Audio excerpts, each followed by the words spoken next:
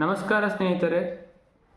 ನಾನು ಇವತ್ತು ಒಂದು ಅತಿ ಮುಖ್ಯವಾದಂಥ ವಿಷಯದ ಬಗ್ಗೆ ಮಾತಾಡೋಕೆ ಹೊರಟಿದ್ದೀನಿ. ನೀವು ಈಗಾಗಲೇ ಈ ಒಂದು ವಿಡಿಯೋದ ಮುಖಪರ್ದೆಯನ್ನು ನೋಡಿ ಅರ್ಥ ಮಾಡ್ಕೊಂಡಿರ್ಬೋದು. ಹಾಗಾದರೆ ಮತ್ತೆ ಜೂನ್ 21ಕ್ಕೆ ನಡೆದಂಥ ರೀನೀಟ್ ಕೂಡ ಲೀಕ್ ಆಗಿತ್ತಾ ಅಂತೇಳಿ. ನಾನು ಒಬ್ಬ ಸ್ಟೂಡೆಂಟಾಗಿ ಈ ರೀತಿ ಆಗೋದನ್ನು ಬಯಸೋದಿಲ್ಲ. ಬಟ್ ಯಾಕೆ ನಾನು ಇದ್ರ ಬಗ್ಗೆ ಮಾತಾಡ್ತಾ ಇದ್ದೀನಿ ಅಂದರೆ, ರೀನೀಟ್ ಯಾವಾಗ ಮುಗೀತೋ ಅಲ್ಲಿಂದ ಈ ದಿನದವರೆಗೂ ಕೂಡ ನಾವು ಕೇಳ್ತಿರುವಂತಹ ನ್ಯೂಸ್ಗಳಾಗಿರ್ಬೋದು ಅಥವಾ ಕೆಲವೊಂದಿಷ್ಟು ರಿಸಲ್ಟ್ಗಳೇನಾಗಿರ್ಬೋದು, ನಿಜಕ್ಕೂ ಒಂದು ಸಸ್ಪೀಷಿಯಸ್ ನಡೆಗೆ ಇದು ತೆಗೆದುಕೊಂಡು ಹೋಗುತ್ತೆ. ಹಾಗಾದರೆ ಯಾಕೆ ನಾನು ಈ ರೀತಿ ಮಾತಾಡ್ತಿರೋದು ಅಂತ ಹೇಳಿ ನೀವು ಅಂದ್ಕೊಂಡ್ರೆ, ಆ್ಯಸ್ ಅ ಸ್ಟೂಡೆಂಟ್ ನಾನು ಕೂಡ ನೀಟ್ ಬರೆದವನೇ.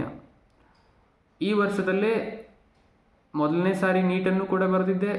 ಈಗಲೂ ಕೂಡ ಮೊನ್ನೆ ನಡೆದಂಥ ಜೂನ್ 21ರ ರೀನೀಟನ್ನು ಕೂಡ ಬರೆದಿದ್ದೆ. ಬಟ್ ಈ ಬಾರಿ ರೀನೀಟ್ ಏನು ಬರೆದಿದ್ವೋ ಆ ಪೇಪರ್ ಲೆವೆಲ್, ಯಾರೇ ನೀವು ಟೀಚರ್ಸ್ ಆಗಿರ್ಬೋದು ಅಥವಾ ಕೋಚಿಂಗ್ ಇನ್ಸ್ಟಿಟ್ಯೂಟ್ಗಳ ಟೀಚರ್ಸ್ ಕೂಡ ನೋಡಿದ್ರು, ಅವರೂ ಕೂಡ ನಿಮಗೆ ಒಂದೇ ಮಾತನ್ನು ಹೇಳ್ತಾರೆ. ಏನಪ್ಪ ಅಂದರೆ, ರೀನೀಟ್ ಪೇಪರ್ ಇಷ್ಟು ಈಸಿ ಅಂತೂ ಇರಲಿಲ್ಲ. ಎಷ್ಟು ಅಂದರೆ, ಸ್ಟೂಡೆಂಟ್ಗಳು ಇದರಲ್ಲಿ ಬೋರ್ಡ್ ಎಕ್ಸಾಮ್ ರೀತಿ almost near to out of out ಮಾರ್ಕ್ಸ್ಗಳನ್ನು ತೆಗೆದುಕೊಳ್ಳೋಷ್ಟು. ನೋಡಿ, ನಮ್ಮ ಹತ್ರ ಇರೋವಂಥದ್ದು ಕೇವಲ 3 ಗಂಟೆ 15 ನಿಮಿಷ. ಈ ಬಾರಿ ಕೊಟ್ಟಂಥ 15 ನಿಮಿಷ ಕೂಡ ಅದು ಬರೆಯೋದಕ್ಕೆ ಬೇಕಾಗುವಂಥ 15 ನಿಮಿಷ ಅಲ್ವೇ ಅಲ್ಲ. ಯಾಕೆ ಅಂದರೆ, ಆ ಒಂದು 15 ನಿಮಿಷದಲ್ಲಿ ಕೇವಲ ಅವರ ಒಂದು ಪ್ರೊಸೀಜರ್ಸ್ಗಳನ್ನೇ ಮಾಡ್ತಾರೆ ಹೊರತು ನಮಗೆ ಆ 15 ನಿಮಿಷ ಎಲ್ಲೂ ಕೂಡ ಸಿಗೋದಿಲ್ಲ. ಅದನ್ನು ಬಿಟ್ಟಾಕ್ಬಿಡಿ. ಪೇಪರ್ನ ಲೆವೆಲ್ ಒಂದು ಸತಿ ನೋಡಿದಾಗ ನಿಮ್ಗೆ ಅರ್ಥ ಆಗುತ್ತೆ.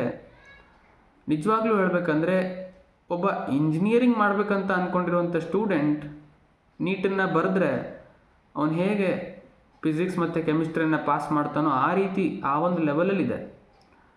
ನೋಡಿ, ನಮಗೆ ಇಂಜಿನಿಯರಿಂಗ್ ಮಾಡೋದಕ್ಕೆ ಅಷ್ಟು ಇಂಟ್ರೆಸ್ಟ್ ಇಲ್ಲ ಅಂತ ಹೇಳಿ ಒಂದು ಮೆಡಿಕಲ್ ಲೈನನ್ನು ನಾವು ಚೂಸ್ ಮಾಡಿರ್ತೀವಿ.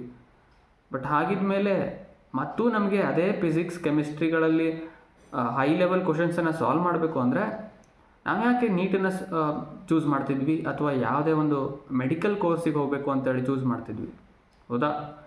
ಸೊ ಇದು ಮೊದಲನೇ ಪಾಯಿಂಟ್. ಇದರ ಬೇಸಿಸ್ ಮೇಲೆ ಅವರು ಬಯಾಲಜಿಲಿ ಹಾರ್ಡೆಸ್ಟ್ ಲೆವೆಲ್ ಬೇಕಾದರೆ ಕೊಟ್ಟರು, ಅದನ್ನು ನಾವು ಒಪ್ಪಬಹುದು. ಇವ್ರು ಏನು ಮಾಡ್ತಾ ಇದ್ದಾರೆ ಅಂದರೆ, ಮೊದಲನೇದಾಗಿ ಹಾರ್ಡ್ ಪೇಪರ್ ಕೊಟ್ಟರು. Okay, as a national level exam hard ಪೇಪರ್ನ ನಾವು ಎಕ್ಸ್ಪೆಕ್ಟೇ ಮಾಡಬಾರ್ದು ಅನ್ನೋದು ತಪ್ಪಾಗುತ್ತೆ.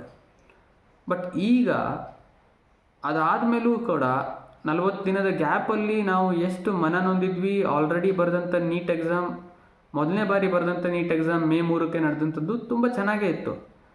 ಆ ಲೆವೆಲ್ ಎಲ್ಲರೂ ಕೂಡ ಎಕ್ಸ್ಪೆಕ್ಟ್ ಮಾಡ್ತಾರೆ ಮತ್ತು ಆ ಒಂದು ಲೆವೆಲಲ್ಲಿ ಎಲ್ಲರೂ ಕೂಡ ಆ ಒಂದು ಪೇಪರ್ನ ಚೆನ್ನಾಗಿ ಬರೆದಿರ್ತಾರೆ ಸಹ. ಬಟ್ ಅದಾದಮೇಲೆ ಒಂದೇ ಬಾರಿ ಇದನ್ನು ಕ್ಯಾನ್ಸಲ್ ಮಾಡಿ ನಮ್ಮ ಒಂದು ಮೆಂಟಲ್ ಪ್ರೆಷರನ್ನು ಇನ್ಕ್ರೀಸ್ ಮಾಡೋದಲ್ಲದೆ ಮತ್ತೆ ರೀನೀಟನ್ನು ಅವರು ಘೋಷಿಸಿದರು. ಆ ಒಂದು ಸಮಯದಲ್ಲಿ ನಾವು ಮತ್ತೆ ಪ್ರಿಪೇರ್ ಆಗೋದು ಅಷ್ಟು ಈಸಿ ಅಂತೂ ಇರಲಿಲ್ಲ. ಬಟ್ ಸ್ಟಿಲ್ ಸಮ್ಹೌ ಏನಪ್ಪ ಅಂದರೆ ಪ್ರಿಪೇರ್ ಮಾಡಿದ್ವಿ. ಆದರೆ ಇದೆಲ್ಲ ಯಾಕೆ ಈಗ ನಮಗೆ ಮತ್ತೆ ಪ್ರಶ್ನಿಸುವಂಥ ಒಂದು ಟೈಮ್ ಬಂದಿದೆ ಅಂದರೆ, ಅಷ್ಟು ಪ್ರೆಷರನ್ನು ನಾವು ಮೇಂಟೈನ್ ಮಾಡೋದಲ್ಲದೆ ಮತ್ತೆ ಎಕ್ಸಾಮ್ ಪೇಪರ್ ಇಷ್ಟು ಹಾರ್ಡ್ ಇದ್ದಾಗ ಎಷ್ಟೇ ನೀವು ಕಷ್ಟಪಟ್ಟರೂ ಮ್ಯಾಕ್ಸಿಮಮ್ ಒಬ್ಬ ಸ್ಟೂಡೆಂಟ್ ತೆಗಿಬೋದು ಅಂದರೆ ಅದು 650 ಮೇಲೆ ತೆಗಿಬೋದು, ಬೇಡ 700 ಮೇಲೆ ಕೂಡ ತೆಗಿತಾನೆ ಅಂದ್ಕೊಳ್ಳಿ ಒಬ್ಬ brilliant and extraordinary student. But ಆ ಒಂದು ಸಂಖ್ಯೆ ಎಷ್ಟಿರ್ಬೋದು ಹೇಳಿ? ಎಲ್ಲೋ 2-3 ಜನ ಇರ್ಬೋದು. ಇಡೀ ಒಂದು ಭಾರತದಲ್ಲಿ ಅಷ್ಟು ಜನ ಅಂತೂ ನಾವು ಎಕ್ಸ್ಪೆಕ್ಟ್ ಮಾಡಲೇಬೋದು. ಬಟ್ ಇಲ್ಲಿ ಏನಾಗ್ತಾ ಇದೆ ಅಂದರೆ, ಕೆಲವೊಂದು ಕೋಚಿಂಗ್ ಇನ್ಸ್ಟಿಟ್ಯೂಟ್ಗಳು ತಮ್ಮ ಒಂದೇ ಕೋಚಿಂಗ್ ಇನ್ಸ್ಟಿಟ್ಯೂಟ್ಗಳಿಂದ ಮೋರ್ ದೆನ್ 20 ಅಂದರೆ 20 ಜನಕ್ಕಿಂತ ಜಾಸ್ತಿ ಜನ ಅವರ ಒಂದು ಕೋಚಿಂಗ್ ಇನ್ಸ್ಟಿಟ್ಯೂಟಲ್ಲಿ 700ಗಿಂತ ಮೇಲೆ ತೆಗಿತಾ ಇದ್ದಾರೆ ಅಂದರೆ ರಿಯಲಿ ಸಸ್ಪೀಷಿಯಸ್ ಆಗಿರುತ್ತೆ ಇದು.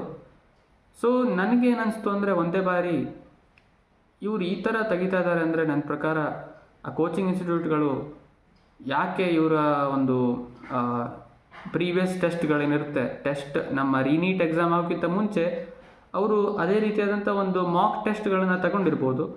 ಆ ಟೆಸ್ಟ್ಗಳಲ್ಲಿ ಅವರು ನಿಜವಾದ ಒಂದು ಕ್ವಶನ್ ಸೆಟ್ಗಳನ್ನು ಅವರ ಒಂದು ಪೇಪರ್ ಜೊತೆಗೆ ಮಿಕ್ಸ್ ಮಾಡಿ ಅವರಿಗೆ ಕೊಟ್ಟಿರ್ಬೋದು ತಾನೆ. ಅವರು ಲಕ್ಷಗಟ್ಟಲೆ ಕೋಚಿಂಗ್ ತಗೊಳ್ತಾರೆ, ಬಟ್ ಸ್ಟಿಲ್ ಮಕ್ಕಳು ಒಂದು ಉನ್ನತವಾದಂಥ ಮಾರ್ಕ್ಸ್ ತಗೊಳ್ಳಿಲ್ಲ ಅಂದರೆ ಅವರ ಕೋಚಿಂಗ್ ಸೆಂಟರ್ಗಳು ಡೌನ್ಫಾಲ್ ಆಗುತ್ತೆ.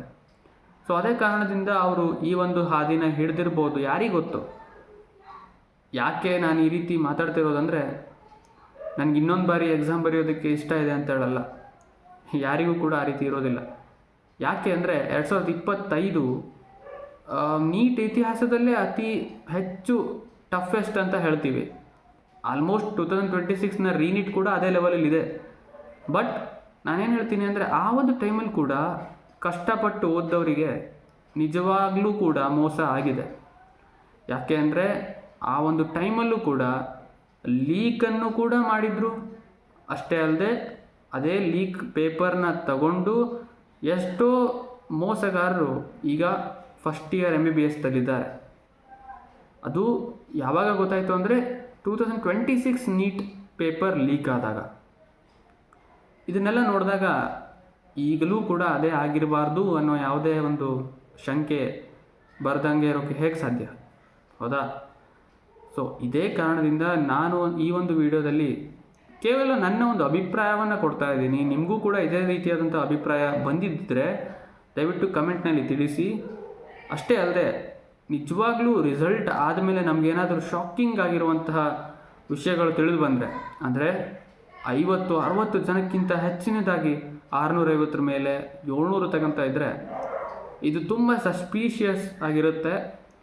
ಸೊ ಎಲ್ಲರೂ ಕೂಡ ಆಗ ಒಂದು ಟೈಮಲ್ಲಿ ಇನ್ವೆಸ್ಟಿಗೇಷನ್ ಆಗಲೇಬೇಕು ಅಂತ ಹೇಳಿ ಪಣ ತಟ್ಟಬೇಕಾಗತ್ತೆ. ಯಾಕೆಂದರೆ ಇದು ಕೇವಲ ನಮ್ಮ ಒಂದು ಮಕ್ಕಳಿಗಷ್ಟೇ ಅಲ್ಲದೆ ಹಲವಾರು ಜನ ಇದ್ದಾರೆ, ಏನಪ್ಪ ಅಂದರೆ ಅವರು ಹಗಲು ರಾತ್ರಿ ಅಂದೇ ಓದಿದ್ದಾರೆ.